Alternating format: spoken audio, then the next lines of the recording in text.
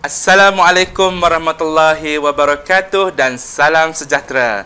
Dalam video kali ini, saya Cikgu Muhammad Rizwan bin Muhammad Nasir daripada Sekolah Menengah Kebangsaan Ismail Petra akan membicarakan tentang kandungan buku yang ditulis oleh saya sendiri, iaitu buku yang bertajuk Memahami Asal-Usul Peribahasa Melayu.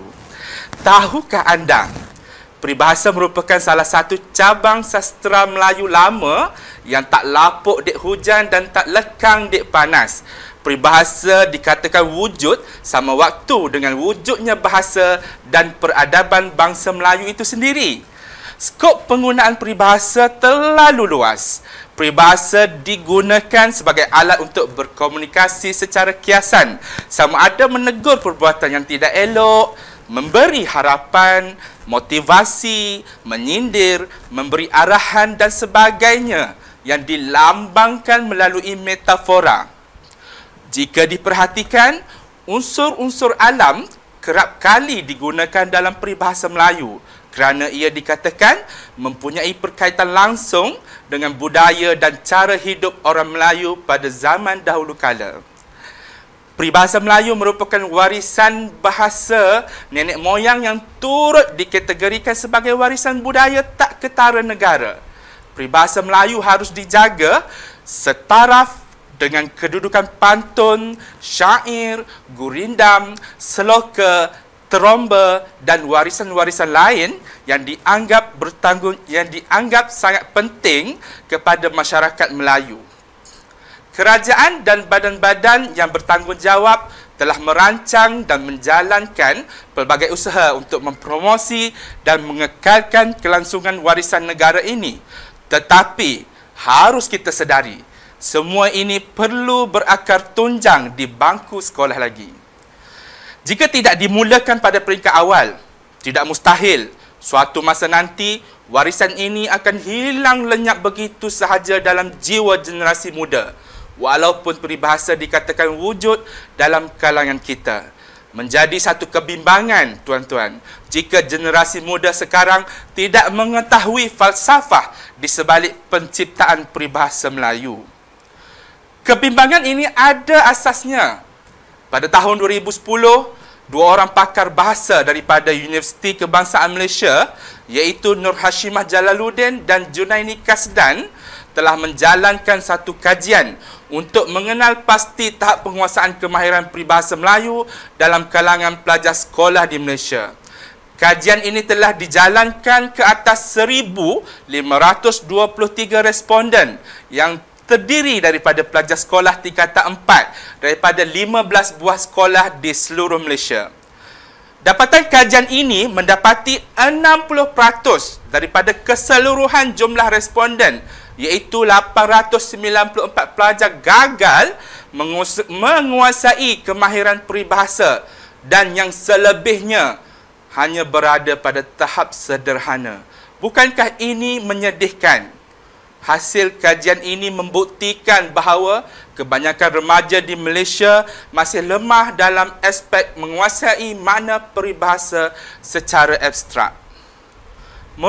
Menurut pendapat saya, sebagai seorang guru, jika pelajar tidak dapat menguasai peribahasa dengan baik, sama ada dari aspek ungkapan maupun makna, mereka pasti akan menghadapi masalah untuk mengaplikasikan peribahasa tersebut dalam proses pembelajaran seperti menulis karangan yang bertemakan peribahasa.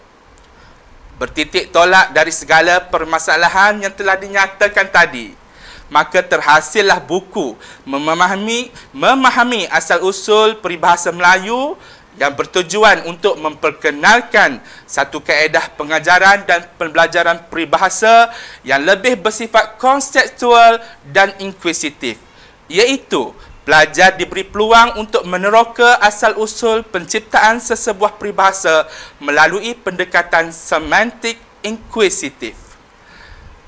Pendekatan mengkaji makna peribahasa secara inkuisitif atau bersifat penerokaan ini pada asalnya diperkenalkan oleh seorang pengkaji bahasa iaitu Nur Hashimah Jalaluddin pada tahun 2014 di dalam bukunya yang bertajuk Semantik dan Akal Budi Melayu.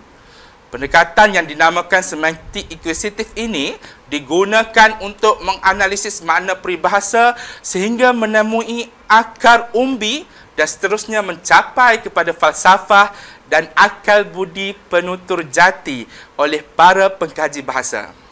Menurut Nur Hashimah Jalaluddin, setelah semantik skrip dan semantik resonans digunakan sebagai pendasaran dalam bidang pengkajian ilmu makna, beliau beranggapan bahawa perlu ada satu lagi tahap untuk melengkapkan analisis makna dalam kalangan ahli bahasa yang melangkaui pandangan mata kasar kita. Tahap tertinggi dalam usaha menganalisis makna dengan lebih mendalam ini memerlukan tafsiran mata hati yang terselindung di sebalik maksud tersurat dan tersirat sesebuah peribahasa Melayu. Dalam konteks memahami peribahasa secara mendalam dan menyeluruh, konsep semantik akuisitif didasari oleh prinsip semangat ingin tahu yang terdapat dalam lirik lagu rakyat Bangau Oh Bangau hasil nukilan Hamzah Fansuri. Anda semua mesti pernah dengar lagu yang bertajuk Bangau Oh Bangau, bukan? Lirik lagu ini mempunyai hubung kait dengan konsep metodologi yang dapat digunakan untuk membangkitkan persoalan demi persoalan bagi mendapatkan jawapan yang sebenar yang dikehendaki.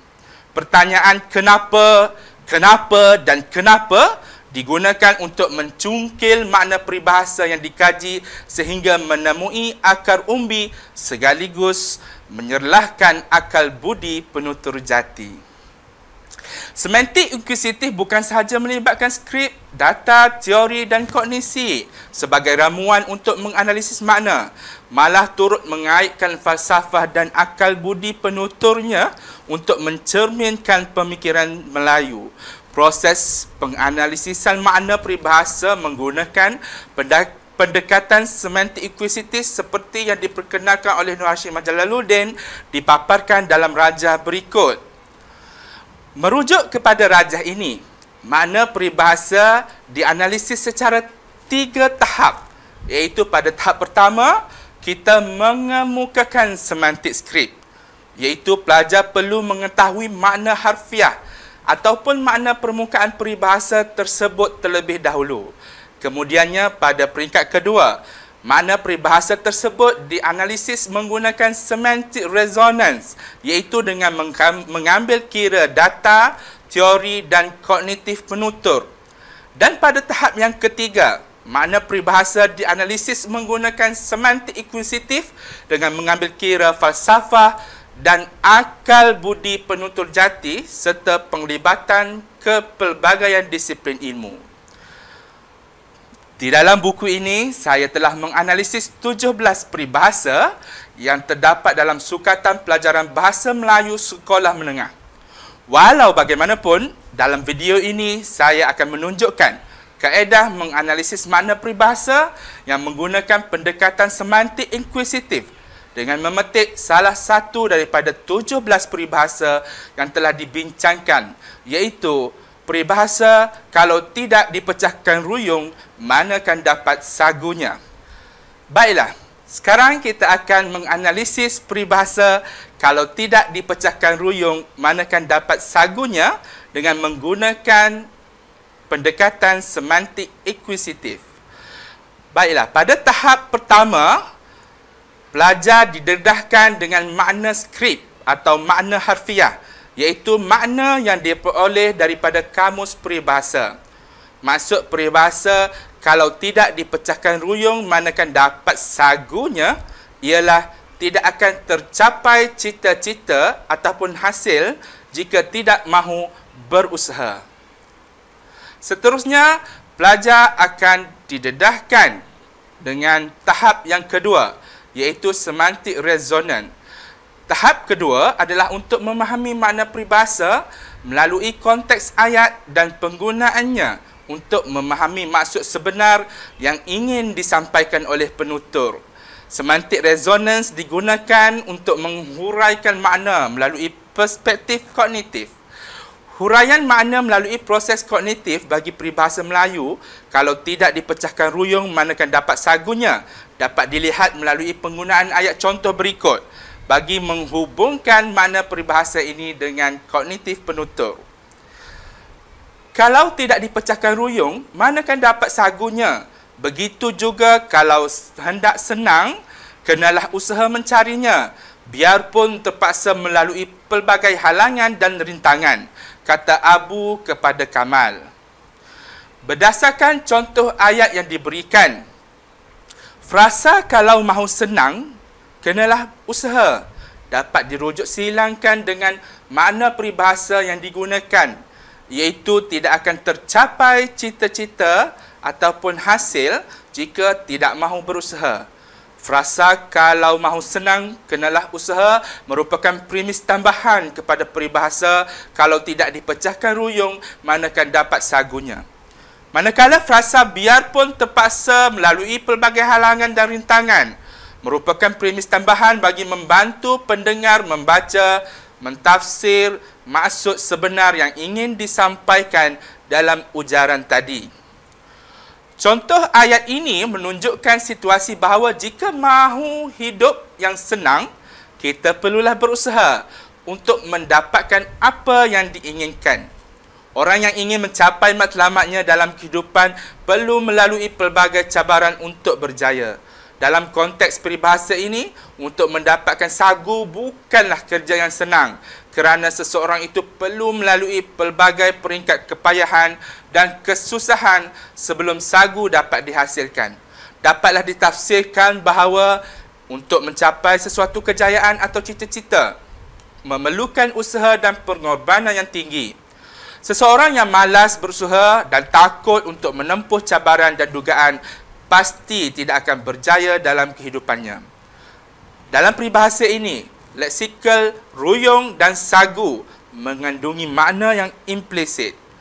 Kedua-dua leksikal tersebut merupakan imej pelambangan yang digunakan oleh masyarakat Melayu pada zaman dahulu bagi menggambarkan cita-cita yang tidak akan tercapai jika tiada usaha. Oleh sebab itu, mereka telah mengasosiasikan kedua-dua leksikal tersebut sebagai objek perlambangan bagi menunjukkan usaha yang perlu dilakukan bagi mendapatkan sesuatu yang diinginkan. Perkara ini telah menghasilkan kesan konteks berdasarkan andaian awal pendengar tentang maklumat yang relevan dengan diri mereka. Setelah kita selesai dengan tahap kedua, kita perlu memahami asal-usul peribahasa Melayu dengan pergi ke tahap ketiga. Tahap ketiga ialah tahap di mana pelajar perlu dibimbing oleh guru dalam proses PDPC untuk mencungkil makna peribahasa sehingga menemui falsafah dan akal budi Melayu dengan mengemukakan pertanyaan kenapa, kenapa dan kenapa untuk mendapatkan jawapan yang dikehendaki. Melalui perspektif semantik inkuisitif, persoalan yang perlu dicari jawapannya adalah mengapakah imej sagu dan ruyung digunakan dalam ungkapan peribahasa ini? Menurut Kamus Dewan, ruyung ialah kulit atau kayu yang keras daripada batang rumbia. Nama saintifik pokok sagu ialah Metrozylin sagu atau juga dikenali sebagai pokok rumbia, merupakan sejenis pokok daripada keluarga palma yang banyak terdapat di hutan hujan kawasan Asia Tenggara seperti di Malaysia, Indonesia, Brunei dan Papua New Guinea. Batang sagu yang boleh diproses untuk menghasilkan sagu, iaitu sejenis makanan yang berasaskan kanji dan kaya dengan karbohidrat. Selain diproses untuk dijadikan makanan ruji, iaitu ambuyat, bagi menggantikan nasi oleh setengah masyarakat di Malaysia seperti masyarakat pribumi di Sabah dan Sarawak, iaitu suku kaum Melanau, Bisaya dan Penan. Sagu juga digunakan sebagai bahan asas untuk menghasilkan pelbagai jenis makanan lain seperti pencuci mulut, bubur, serbuk perasa makanan, makanan bayi, gam pelekat, bahan pembeku dan banyak lagi. Industri penghasilan sagu di Malaysia amat popular di kawasan Mukah, Sarawak yang diusahakan oleh kaum Melanau. Orang Melanau menamakan pokok sagu dengan gelaran pokok mulung. Pokok sagu tumbuh dengan subur di kawasan Mukah dan Dalat sehingga banyak kilang sagu didirikan sejak puluhan tahun yang lalu. Walau bagaimanapun, masih terdapat masyarakat Melanau yang memproses sagu secara tradisional menggunakan peralatan yang diwarisi daripada nenek moyang. Sagu dijadikan sebagai makanan ruji masyarakat Melanau dan beberapa suku kaum lain di Borneo sejak beratus tahun dahulu dan masih diwarisi sehingga sekarang.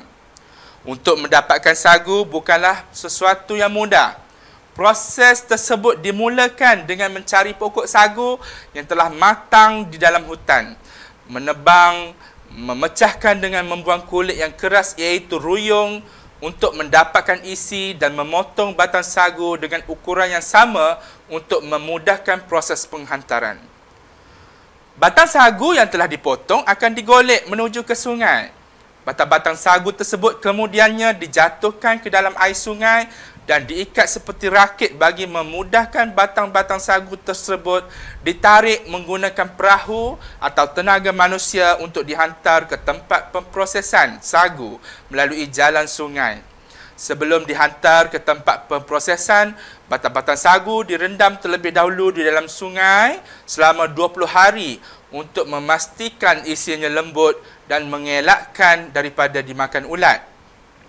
Setelah siap direndam selama 20 hari, batang-batang sagu kemudiannya dihantar ke tempat pemprosesan dan seterusnya dipotong kepada beberapa bahagian yang lebih kecil untuk disagat bersama air bagi menghasilkan mendapan tepung sagu. Proses menyagat batang sagu boleh dilakukan secara manual atau menggunakan bantuan mesin penyagat. Mendapan yang terhasil daripada serbuk batang sagu yang disagat tadi dikumpul dan dikeringkan untuk menghasilkan tepung sagu.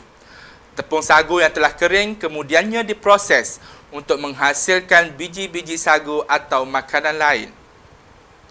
Merujuk kepada huraian yang telah dijelaskan tadi, jelaslah bahawa untuk mendapatkan sagu bukanlah sesuatu pekerjaan yang mudah. Pelbagai rintangan, cabaran, usaha dan kerja keras perlu dilakukan untuk menghasilkan sagu yang boleh dimakan, memandangkan sagu merupakan makanan ruji bagi sesetengah kaum di Malaysia. Seseorang yang ingin mendapatkan sagu terpaksa berhadapan dengan pelbagai risiko seperti bertembung dengan binatang buas dan berbisa apabila masuk ke dalam hutan untuk mencari pokok sagu. Walau bagaimanapun, semua cabaran dan dugaan terpaksa ditempuhi bagi mendapatkan sumber makanan dan rezeki untuk diri sendiri dan ahli keluarga. Begitulah peribahasa ini dapat difahami melalui pemilihan imej ruyung dan sagu oleh masyarakat Melayu pada zaman dahulu. Bertepatan dengan maksud yang ingin disampaikan, iaitu tidak akan tercapai cita-cita ataupun hasil jika tidak mahu berusaha, kupasan makna peribahasa menggunakan semantik inkuisitif telah berjaya mencungkil falsafah dan akal budi di sebalik pembentukan peribahasa kalau tidak dipecahkan ruyung, manakan dapat sagunya. Ketelitian dan pengamatan yang tinggi masyarakat Melayu pada zaman dahulu dalam mengaitkan unsur-unsur alam dalam hal-hal kehidupan yang berlaku di sekeliling mereka telah menjelaskan makna peribahasa ini sehingga ke akar umbi. Selain itu, melalui pendekatan semantik inkuisitif juga, analisis makna peribahasa ini dilihat telah merentas bidang bahasa yang turut menonjolkan ilmu botani, iaitu kajian tentang tumbuhan sagu ataupun lebih dikenali sebagai pokok rumbia, kaedah pemprosesan sagu dan kegunaan sagu. Kesimpulannya, proses pembelajaran peribahasa dan makna yang menggunakan pendekatan penerokaan iaitu semantik inkuisitif dan berkonsepkan kaedah pembelajaran kooperatif iaitu kaedah pembelajaran berpusatkan pelajar dapat memberi peluang kepada pelajar untuk membina dan membentuk kognitif mereka. Pelajar akan berinteraksi, bersosial, berkomunikasi dan membimbing sesama mereka apabila belajar dalam suasana penerokaan. Pelajar yang memiliki kefahaman mendalam tentang peribahasa dan makna akan membantu mereka meningkatkan kemahiran berbahasa sama ada secara lisan ataupun penulisan. Memiliki kemahiran berbahasa yang baik akan memberi ruang dan peluang kepada pelajar untuk meningkatkan potensi mereka di sekolah, terutamanya dalam subjek bahasa Melayu. Peningkatan potensi ini amat penting bagi pelajar kerana dapat menonjolkan aspirasi diri dalam penguasaan pelbagai bidang disiplin ilmu dan kemahiran yang diperlukan untuk berjaya dalam pelajaran. Selain itu, melalui buku ini, guru bahasa Melayu dapat mempelbagaikan teknik dan kaedah pengajaran peribahasa. Kaedah menganalisis makna peribahasa dalam sukatan pelajaran bahasa Melayu sekolah menengah menggunakan perspektif semantik akuisitif yang diperkenalkan ini diharap dapat menjadi panduan dan membantu guru untuk menyediakan rancangan pengajaran bagi menyampaikan kandungan pembelajaran untuk topik peribahasa Melayu. Saya juga berharap agar guru bahasa Melayu di sekolah dapat memanfaatkan hasil kajian ini untuk digunakan sebagai kaedah pengajaran peribahasa supaya proses pembelajaran di dalam bilik darjah menjadi lebih bermakna dan berkualiti. Akhir sekali, memahami makna peribahasa dengan jelas dalam konteks maksud sebenar dilihat amat penting kepada masyarakat Melayu, terutamanya kepada generasi muda. Hal ini dikatakan demikian kerana peribahasa melambangkan kebijaksanaan pemikiran masyarakat Melayu yang di dalamnya tersembunyi kesantunan berbahasa. Orang Melayu pada suatu ketika dahulu dikenal sebagai bangsa yang lemah lembut pertuturannya, berjaga-jaga dalam percakapannya dan amat sopan perilakunya. Peribahasa berperanan sebagai medium untuk menunjukkan nilai kesantunan dan budaya bangsa Melayu kepada masyarakat lain. Oleh hal yang demikian, melalui perbincangan pada hari ini, maka dapatlah disimpulkan bahawa kelangsungan peribahasa perlu dipelihara dengan apa-apa cara sekalipun kerana peribahasa merupakan warisan nenek moyang kita yang menunjukkan keunikan dan kebijaksanaan pemikiran masyarakat Melayu. Sekian sahaja dari saya, Cikgu Muhammad Rizwan Muhammad Nasir. Kita akan bertemu lagi pada siri yang akan datang. Assalamualaikum warahmatullahi wabarakatuh.